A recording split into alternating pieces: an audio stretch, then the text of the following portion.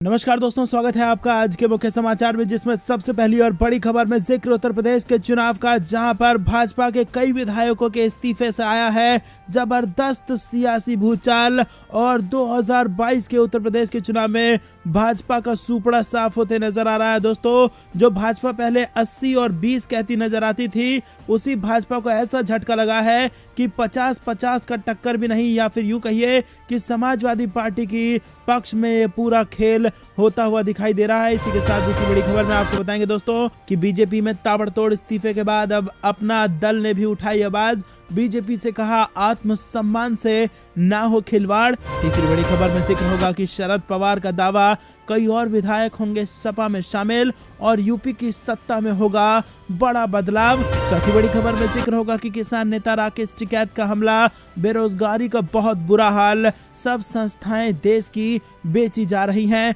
और इसी के साथ पांचवी बड़ी खबर में आपको बताएंगे कि यूपी चुनाव को लेकर लालू यादव की बेटी का नारा, कमल रखो नुमाइश में, अखिलेश रहेंगे 22 में और ट्राई करो 27 में। तो दोस्तों, क्या वाकई में अखिलेश रहेंगे 22 में? अगर आप भी ऐसा मानते हैं तो तुरंत इस वीडियो को लाइक करके समर्थन दर्ज कराइए।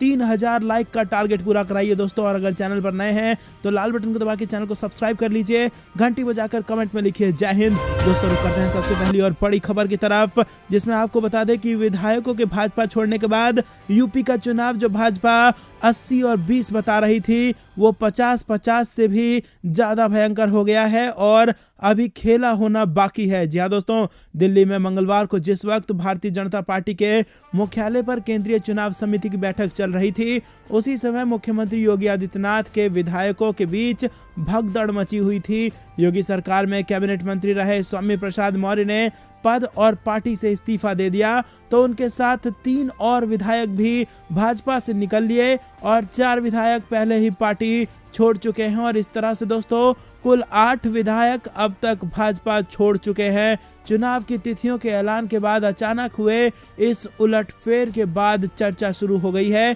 कि योगी आदित्यनाथ जिस मुकाबले को 80-20 मानकर चल रहे थे, वो क्या 50-50 का हो चला है या अभी खेला होना बाकी है। जी हाँ दोस्तों, आपको क्या कुछ लगता है, किसकी बनेगी सरकार? कमेंट में जरूर बताइए। उत्तर प्रदेश में 7 चरणों में होंगे चुनाव। 10 फरवरी को पहले फेज में मतदान होना है। आमतौर पर भाजपा, सपा और कांग्रेस फेज वाइज ही अपने प्रत्याशियों का ऐलान करती है। मतलब जिस फेज में पहले मतदान है, वहां के उम्मीदवार पहले घोषित होते हैं। और इसी बीच आपको बता दें, जब मंथन चल रहा था भाजपा में, उसी बीच मंत्री ने दे दिया इस्तीफा और भाजपा को लगा बड़ा झटका। रुक करते हैं अगली बड़ी खबर की तरफ। भाजपा में इतना दल ने भी उठाई आवाज। भाजपा से कहा कि आत्मसम्मान से ना हो खिलवाड़। जी हाँ दोस्तों, उत्तर प्रदेश बीजेपी में मची भगदड़ पर राष्ट्रीय जनतांत्रिक गठबंधन के सहयोगी अपना दल ने भी अपनी चुप्पी तोड़ दी है। मंगलवार को पार्टी के कार्यकारी अध्यक्ष आशीष पटेल का कहना है कि नेताओं के आत्मसम्मान का बीजेपी को ध्यान रखना चाहिए।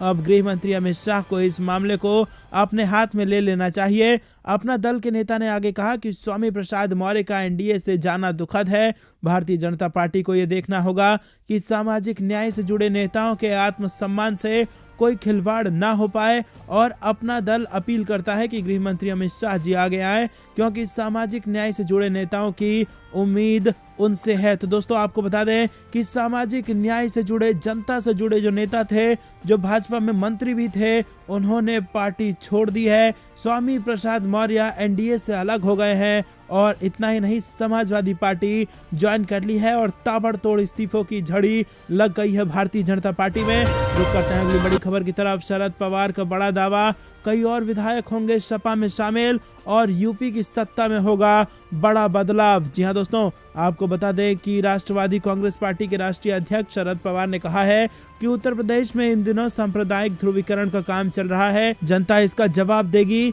पवार ने कहा कि उनकी पार्टी गोवा, मणिपुर के अलावा उत्तर प्रदेश में भी अन्य दलों के साथ गठबंधन करके विधानसभा चुनाव लड़ेगी। वहीं राकांपा अध्यक्ष ने एक संवाददाता सम्मेलन में उत्तर प्रदेश के मुख्यमंत्री योगी आदित्यनाथ के एक बयान का उल्लेख करते हुए कहा कि यूपी के मुख्यमंत्री ने कहा है कि 80% हमारे साथ हैं, 20% नहीं है। मैं उनसे पूछना चाहूंगा कि ये फीसदी कौन लोग हैं पवार के अनुसार एक मुख्यमंत्री ऐसा नहीं कह सकता और सभी उनके होते हैं, 20% हमारे नहीं है, ऐसा कहना एक मुख्यमंत्री को शोभा नहीं देता। लेकिन उनकी विचारधारा ही ऐसी है, इसीलिए उन्होंने ऐसा बयान दिया है। अगर एकता को मजबूत करना है तो सभी वर्गों को साथ लेकर चलना होगा, किसी को छोड़ना सही नहीं है। उत्तर प्रदेश की जनता इसका मुकम्मल जवाब देगी।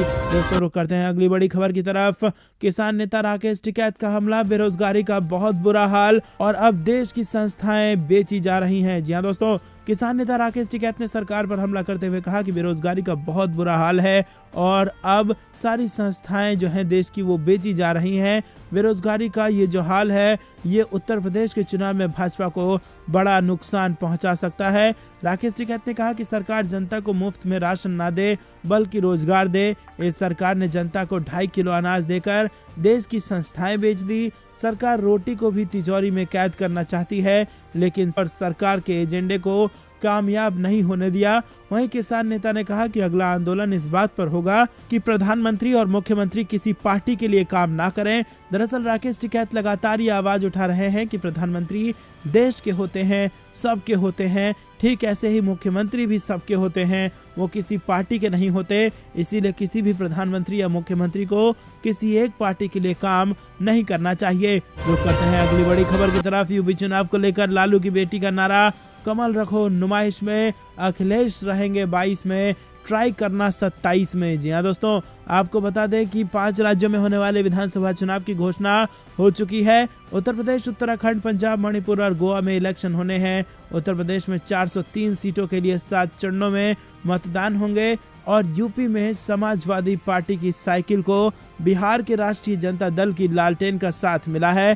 पहले चरण के मतदान से पहले बिहार के पूर्व मुख्यमंत्री लालू प्रसाद यादव की बेटी रोहिणी आचार्य सक्रिय हो गई हैं और मंगलवार को भारतीय जनता पार्टी पर हमला करते हुए रोहिणी ने अखिलेश यादव को यूपी का भविष्य बताया और उन्होंने कहा कि 2022 में सपा की सरकार आना तय है। दोस्तों ये ट्वीट आपके स्क्रीन पर है जिसमें रोहिणी आचार्य ने लिखा है कि कमल रखो नुमाइश में, अखिलेश ही रहेंगे 22 में और फिर से भाजपा ट्राई करे 27 में। दोस्तों आप कमेंट करके हमें जरूर बताइए कि क्या वाकई में अखिलेश रहेंगे 22 में, हाँ या ना में राय अपनी जरूर बताइएगा। रुक करते हैं बड़ी खबर की तरफ।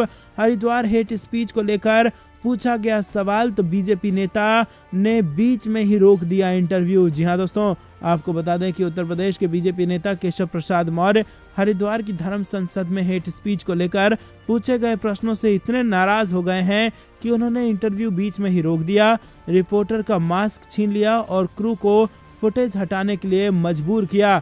बीबीसी ने यह आरोप लगाया है। ब्रॉडकास्टर बीबीसी के अनुसार मंत्री मौर्य ने बाद में इसे दुर्भाग्यपूर्ण घटना करार दिया।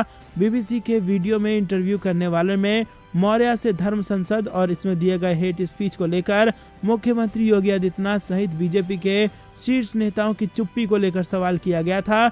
यह पूछने पर कि क्या नेताओं को इस तरह के ऐलान के खिलाफ बोलकर जनता को आश्वस्त नहीं करना चाहिए, तो मौर्य ने कहा कि हमें कुछ भी साबित करने की जरूरत नहीं है। हम सबका साथ, सबका विकास में और सबके विश्वास में विश्वास रखते हैं।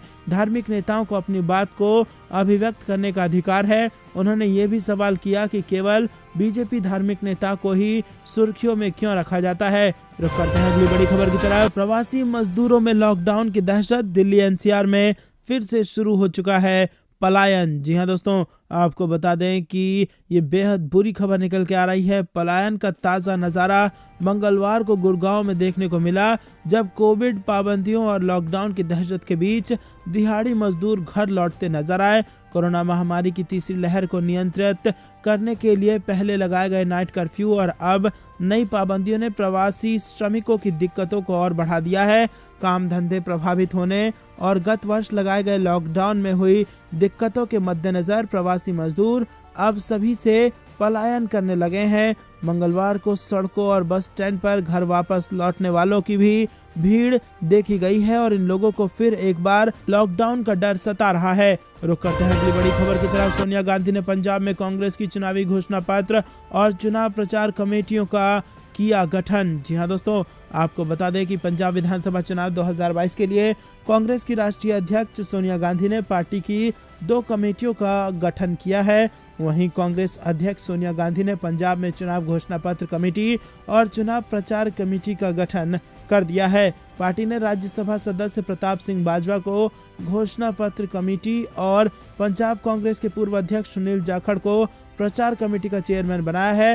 रुक करते हैं अगली बड़ी खबर की तरफ। आचार संहिता का उल्लंघन करने पर बीजेपी विधायक पर मुकदमा दर्ज। जी हां दोस्तों, उत्तर प्रदेश के बरेली जिले में आचार संहिता उल्लंघन का पहला मुकदमा सोमवार को बीजेपी विधायक एवं पूर्व मंत्री बहोरन लाल मौर्य के खिलाफ भोजीपुरा थाना में दर्ज हुआ और बीजेपी विधायक पार्टी के प्रमुख लोगों के साथ विधानसभा क्षेत्र के एक आश्रम में रविवार को कंबल बांट रहे थे। उनका वीडियो रविवार को वायरल हुआ था, जिसके चलते सपा के पूर्व मंत्री शाहजिल इस्लाम ने डीएम और एसडीएम से आचार संहिता उल्लंघन की शिकायत की। अफसरों ने वायरल वीडियो की जांच कराई और इसके बाद बीजेपी विधायक बहोरन लाल मौर्य सहित अन्य लोगों पर मुकदमा दर्ज हो गया। रुक करते हैं अगली बड़ी खबर की तरफ। प्रधानमंत्री को और सुरक्षा दीजिए, पीएमओ के अफसरों को सस्पेंड कीजिए, अखिलेश यादव का बड़ा बयान। जी दोस्तों, पंजाब में प्रधानमंत्री नरेंद्र मोदी के काफिले की सुरक्षा में चूक का मुद्दा जल्द ही 5 राज्यों में होने वाले विधानसभा चुनावों में बड़ा मुद्दा बन सकता है। राजनीतिक गलियारों में संभावना जताई जा रही है कि कांग्रेस शासित राज्यों में हुई इस चूक को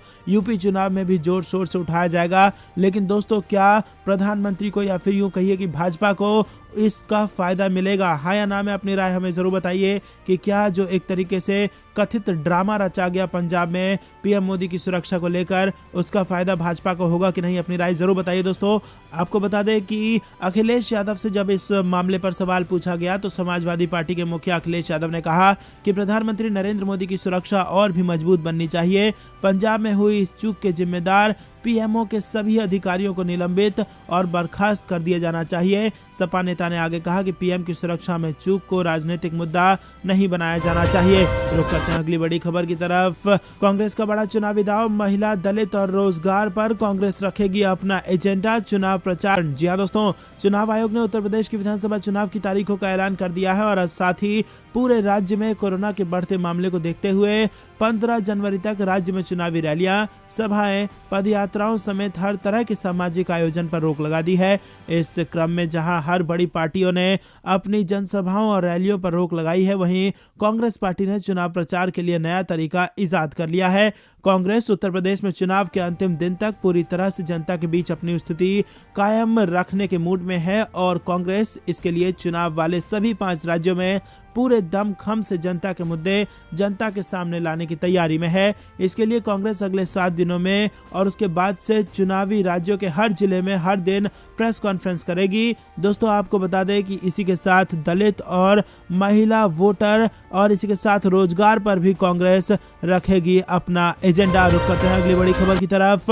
लड़की हूं लड़ सकती हूं नारा हुआ हिट, कांग्रेस के टिकट पर चुनाव लड़ने के लिए 6000 महिलाएं सामने आई। जी हां दोस्तों, आपको बता दें कि लड़की हूं लड़ सकती हूं नारे के साथ कांग्रेस पार्टी ने चुनावी मैदान में शंखनाद किया है। कांग्रेस पार्टी ने इस बार विधानसभा चुनाव के लिए 40% टिकट महिलाओं को देने का ऐलान किया है। प्रदेश अध्यक्ष अजय कुमार लल्लू ने दावा किया कि यूपी में चुनाव लड़ने के लिए अभी तक 9000 आवेदन आ चुके हैं और इनमें से 6000 महिलाओं के हैं। हालांकि विधानसभा चुनाव के लिए भले ही कांग्रेस ने सबसे पहले प्रत्याशी चयन की प्रक्रिया शुरू की हो, लेकिन अभी तक सूची जारी नहीं कर पाई है। कांग्रेस की राष्ट्रीय महासचिव प्रियंका गांधी ने यूपी के विधानसभा चुनाव में महिलाओं को आरक्षण देने की बात कहकर चुनावी माहौल को गरमा दिया था। ऐसे में अगर उत्तर प्रदेश में कांग्रेस का वनवास पूरा होता है तो यूपी के लोगों के साथ महिलाओं को खास तवज्जो मिलने वाली है और यही वजह है कि युवाओं और महिलाओं को आकर्षित करने के लिए कांग्रेस ने टिकट में आरक्षण की बात कही है। इसके चलते कांग्रेस ने दावेदारी के लिए आवेदन लिए थे। पार्टी का मानना है कि इससे कार्यकर्ताओं में जोश रहेगा और सही उम्मीदवार ही आगे आएंगे। रुक करते हैं अगली बड़ी खबर की तरफ। उत्तर प्रदेश के ओपिनियन पोल में भाजपा को बड़ा झटका और सपा को जबरदस्त फायदा। जी हां दोस्तों, आपको बता दें कि ओपिनियन पोल के जो नतीजे हैं वो भाजपा की नींद उड़ा सकते हैं। उत्तर प्रदेश में भारतीय जनता पार्टी फिर सत्ता हासिल करने में कामयाब होगी या समाजवादी पार्टी बाजी पलट देगी या फिर कांग्रेस या बसपा पिछले चुनाव के खराब प्रदर्शन के उलट इस बार कोई चमत्कार कर पाएंगी। भले ही इन सवालों का सटीक जवाब तो 10 मार्च को ही मिलेगा, लेकिन एक बड़े सर्वे की फिर से जो नतीजे आए हैं वो बड़ी भविष्यवाणी कर रहे हैं, जिससे भाजपा की उड़ सकती है नींद। जी हां दोस्तों, सपा को 2017 के मुकाबले भारी बढ़त हासिल होती दिख रही है, और वहीं अगर बात की जाए भाजपा की तो बड़ा नुकसान होने का अनुमान जताया जा रहा है। 403 सीटों वाली विधानसभा चुनाव तमाम जो दो मुख्य दल हैं बीजेपी और समाजवादी पार्टी, वो 300 पार आने का दावा जरूर कर रही है, लेकिन 300 पार तो दोस्तों किसी की नहीं आएगी, लेकिन भाजपा को बड़ा नुकसान संभव है। आपको बता दें कि समाजवादी पार्टी को 227 से 254 सीटें मिलकर बहुमत से बन सकती है सरकार। तो वहीं अगर बात की जाए भाजपा का और गठबंधन का तो 136 से 151 सीटें ही मिल सकती है। और यूपी में 4 बार सीएम रही मायावती की पार्टी बीएसपी का बुरा दौर जारी है और पार्टी महज 8 से 14 सीटों पर ही सिमट सकती है। वहीं दोस्तों आपको बता दें कि समाजवादी पार्टी गठबंधन की सरकार यहां पर बनते नजर आ रही है। दोस्तों ये अभी भविष्यवाणी है और जो असल के नतीजे होंगे वो 10 मार्च को आएंगे। उस वक्त भी हम देखेंगे कि क्या ओपिनियन पोल था और क्या नतीजे हैं। लेकिन अभी अगर 10 दिन में जो ओपिनियन पोल कराए गए हैं उसमें ट्रेंड देखा जाए तो लगातार समाजवादी पार्टी की पहुंच उछल रही है और समाजवादी पार्टी की दावेदारी मुख्यमंत्री के लिए और यूपी की सरकार के लिए लगातार बढ़ती जा रही है। तो करते हैं अगली बड़ी खबर की तरफ। अखिलेश यादव ने भाजपा पर बोला हल्ला, कहा बीजेपी का जनता के हित से कोई लेना देना नहीं। जी हां दोस्तों, चुनाव की डेट आ गई है और सभी नेता अलग अलग कार्यक्रम में शामिल होकर अपनी राय रख रहे हैं, साथ ही दूसरों पर दोषारोपण भी कर रहे हैं। और सोमवार को एक कार्यक्रम में शामिल हुए अखिलेश यादव ने बीजेपी और कांग्रेस पर जमकर हमला बोला। सपा सुप्रीमो अखिलेश यादव ने कहा कि नोएडा की धरती पर जो कदम रखता है वो दोबारा कभी सीएम नहीं बन पाता, तो अब योगी बाबा भी अपनी कुर्सी नहीं बचा पाएंगे। सपा प्रमुख ने कहा कि भाजपा ऐसा राजनीतिक दल है जो सिर्फ चुनाव लड़ता है, विकास तथा जनहित से उसका कोई लेना देना नहीं है। साथ ही कांग्रेस से गठबंधन को लेकर अखिलेश ने कहा कि 2017 में हुआ वो गठबंधन उनकी बहुत बड़ी गलती थी। उन्होंने कहा कि अब जो गठबंधन है वो सभी समान विचारधारा वाले लोगों का गठबंधन है। तो दोस्तों क्या जो पिछले गठबंधन को कोसा है समाजवादी पार्टी के नेता अखिलेश यादव ने, वो कांग्रेस को लेकर कोसा है या फिर बसपा यानी कि बहुजन समाज पार्टी को लगता है? कमेंट में हमें जरूर बताइए। रुक करते हैं अगली बड़ी खबर की तरफ। इस बार उत्तर प्रदेश में बिहार के भी कई दल लड़ेंगे चुनाव। जी हाँ दोस्तों, आपको बता दें कि इस साल होने वाले उत्तर प्रदेश विधानसभा चुनाव में बिहार के कई दलों की एंट्री हो गई है। बिहार के कम से कम 4 क्षेत्रीय दलों ने औपचारिक रूप से घोषणा की है कि वो उत्तर प्रदेश में गठबंधन में या अपने दम पर चुनाव लड़ेंगे और इन 4 क्षेत्रीय दलों में 2 बिहार में एनडीए का हिस्सा भी है। जनता दल यूनाइटेड यूपी चुनाव लड़ने के लिए पूरी तरह से तैयार है और उसके नेताओं का दावा है कि वो सीट बंटवारे के लिए भाजपा के साथ बातचीत कर रहे हैं।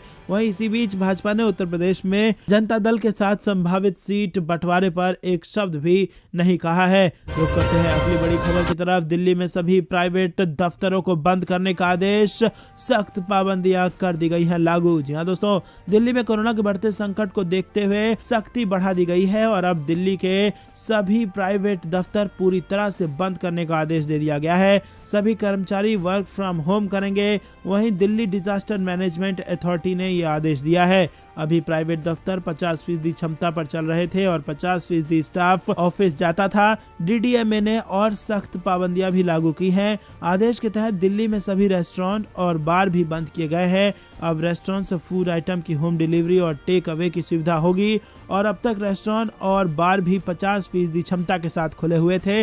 दफ्तरों की बात करें तो सिर्फ एग्जम्प्टेड कैटेगरी या फिर एजेंशियल सर्विसेज के प्राइवेट दफ्तरों को इस नियम से छूट होगी। दिल्ली में कोविड संक्रमण की रोकथाम के पहले ही काफी सख्ती की गई है और इसमें नाइट कर्फ्यू के बाद वीकेंड कर्फ्यू भी लगाया गया था, लेकिन इसका ठोस परिणाम देखने को फिलहाल नहीं मिला है। रुक करते हैं अगली बड़ी खबर की तरफ। मानहानि मामले में मध्य प्रदेश में अदालत ने सीएम सहित 2 अन्य को जारी कर दिया नोटिस। जी हाँ दोस्तों, आपको बता दें कि मध्य प्रदेश की एक जिला अदालत ने हाल ही में कांग्रेस के वरिष्ठ नेता और राज्यसभा सांसद विवेक तन्खा द्वारा दायर मानहानि मामले में मुख्यमंत्री शिवराज सिंह चौहान को नोटिस जारी किया है। कोर्ट ने चौहान के अलावा शहरी विकास मंत्री भूपेंद्र सिंह और प्रदेश भाजपा अध्यक्ष वीडी शर्मा को भी उसी मामले में नोटिस जारी किया है, जिसमें कांग्रेस नेता ने ओबीसी आरक्षण के संबंध में गलत तथ्यों का प्रचार करके उन्हें बदनाम करने का आरोप लगाया है। रुक करते हैं बड़ी खबर की तरफ। पश्चिम में और कठिन हो सकती है योगी आदित्यनाथ की राह। जी हाँ दोस्तों, छोटे दलों को साथ लेकर और विपक्ष के नाराज नेताओं को अपने खेमे में लाने की रणनीति पर काम करते हुए अमित शाह ने भाजपा के लिए कई अहम चुनाव जीते हैं और इसमें लोकसभा चुनाव से लेकर उत्तर प्रदेश और असम तक के राज्य भी शामिल हैं। लेकिन इस बार उनकी इसी रणनीति पर काम करते हुए अखिलेश यादव ने भाजपा खेमे के सामने मुश्किलें खड़ी कर दी है। पश्चिम में आरएलडी नेता जयंत चौधरी को साथ लेकर वो जाटलैंड पर पहले ही भाजपा की मुश्किलें बढ़ा चुके हैं और अब वो पश्चिमी उत्तर प्रदेश के दूसरे जिलों के नाराज नेताओं को अपने पाले में करने की कोशिश में लगे हुए हैं और इससे आने वाले दिनों में पश्चिमी उत्तर प्रदेश में सपा की स्थिति काफी मजबूत हो सकती है और भाजपा के लिए मुश्किलें खड़ी हो सकती हैं। दोस्तों, आपको क्या कुछ लगता है कमेंट में जरूर बताइए। क्या भाजपा को वाकई में होगा बड़ा नुकसान? हाँ या ना में राय बताइए और वीडियो लाइक नहीं किया तो लाइक जरूर कर दीजिए। रुक करते हैं अगली बड़ी खबर की तरफ। राहुल गांधी का जनता से अपील, नफरत को हराने का सही मौका है चुनाव। जी हां दोस्तों, 5 राज्यों के चुनाव की घोषणा के बाद कांग्रेस नेता राहुल गांधी ने कहा कि चुनाव नफरत को हराने का सही मौका है। राहुल गांधी ने सोमवार को हिंदी में एक ट्वीट कर कहा कि नफरत को हराने का मौका आ गया। कांग्रेस नफरत फैलाने वाले अभियानों की आलोचना करती रही है और आरोप लगाती रही है कि इसके पीछे भाजपा का हाथ है। पार्टी ने कहा, बस हो गया, #बीजेपी हेट फैक्ट्री को पूरे देश के सामने सफाई देनी चाहिए और ये सहन करना चाहिए कि उन्होंने हमारे समाज को किस हद तक नुकसान। तो दोस्तों, ये थी दिन भर कुछ बेहतरीन और बड़ी खबरें। तक बने रहने के लिए बहुत बहुत धन्यवाद। देख रहे थे आपका अपना चैनल। जय हिंद, जय भारत।